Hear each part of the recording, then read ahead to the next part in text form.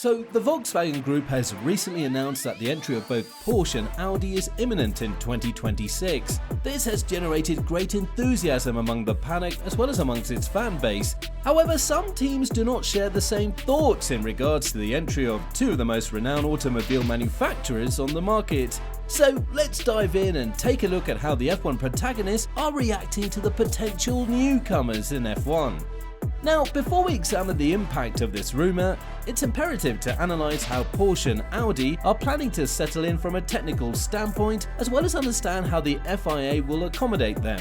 The main issue that is tranquilising some teams and worrying others is the fact that the FIA's power unit budget cap is set to have more lenient margins for the two newcomers. In other words, Audi and Porsche would supposedly have a wider power unit budget. The purpose of this is obviously to aid and encourage the entrance of new teams in F1. The current framework is said to give the new manufacturers an extra $10 million for the first 2 seasons and $5 million in the third, plus a $50 million allowance for capital expenditure projects and extra dyno time.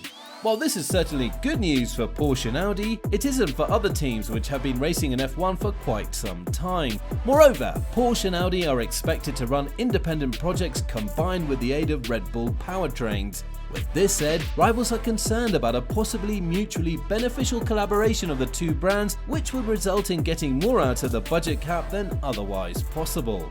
There have also been reports that Audi and Porsche have 2 conditions which could dictate whether they indeed join the world of F1. The first one was obviously related to the budget cap, and the second condition is much more technical. Audi and Porsche are insisting on a much lower reliance on fuel, stating that they would like to drop the tank capacities from 110 kilos to 75 kilos. Moreover, it's already been agreed that the MGU-H element will be dropped from the 2026 engine to reduce costs significantly. This, combined with the lowering of the fuel capacity, would send teams in a desperate rampage to recover the power deficit.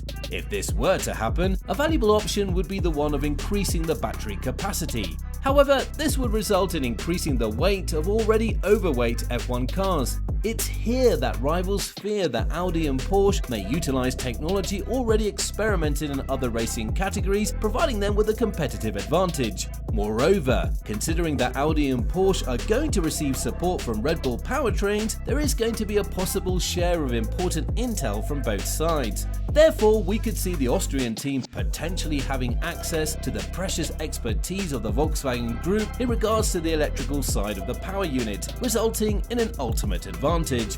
If both Porsches and Audi's plans materialize, then a pair of engine projects from within the same group is an unforeseen and unusual challenge for the FIA rulemakers to try to accommodate. Red Bull Racing Team principal Christian Horner is certainly the most enthused at the potential engine tie-up between the Austrian team and Porsche, claiming that it would be eye-watering and exciting. Christian proceeded to state the following: "Firstly, it's great news for Formula 1 that brands such as Porsche and Audi are looking at entering the category, and it's great to hear that there is clear intention, subject to the regulations, to enter the sport."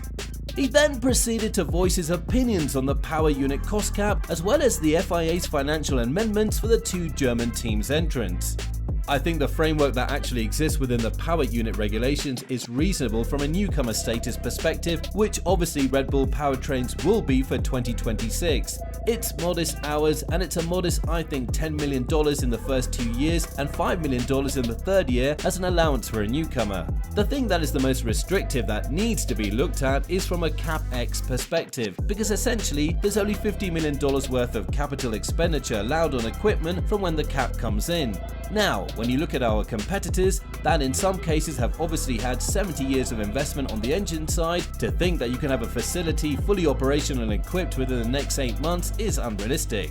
Christian Horner is obviously very much interested in a deal with the VW Group, hence he's pushing for an enlargement of the financial aid permitted for the new manufacturers on the block. This would obviously benefit him, as it would mean that Porsche would have more funds, which in return would help him extract even more from the deal. As stated before, it must be taken into consideration that Horner has already initiated talks with Porsche in a possible partnership in 2026. This would mean he would have access to all of the intellectual property offered by Porsche, Horner does, however, present a valid argument stating that the entrance of Porsche and Audi would find the two manufacturers quite disadvantaged compared to teams which have been in the sport for more than 70 years. 2021 F1 World Champion Max Verstappen believes that the entrance of these two iconic brands would be great for F1.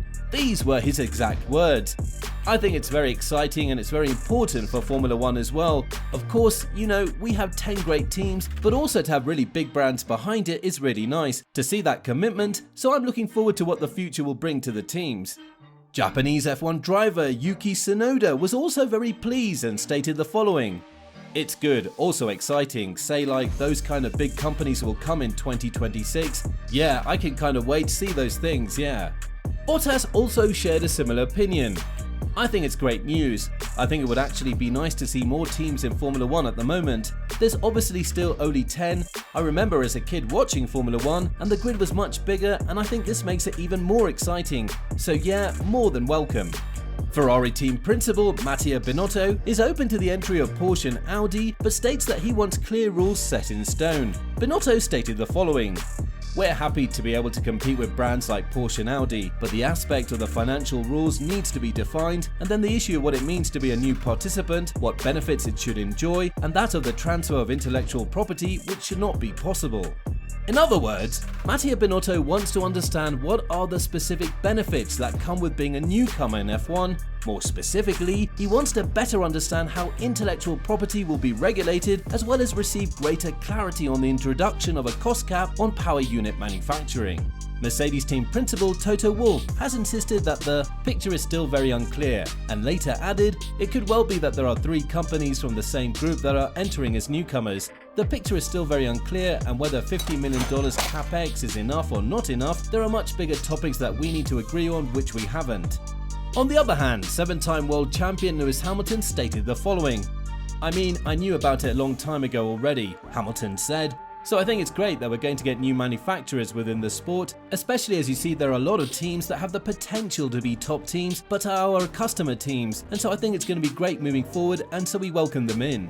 Alpine CEO Laurent Rossi welcomes the impending rival of the Volkswagen Group into F1, but stresses that the new entrants shall receive treatment that is fair to the already existing manufacturers. Rossi stated the following: "I think it's nice, I think it's good for the sport, but we need to really pay attention to a couple of things actually. We need to check and make sure that 2 separate teams are 2 separate teams."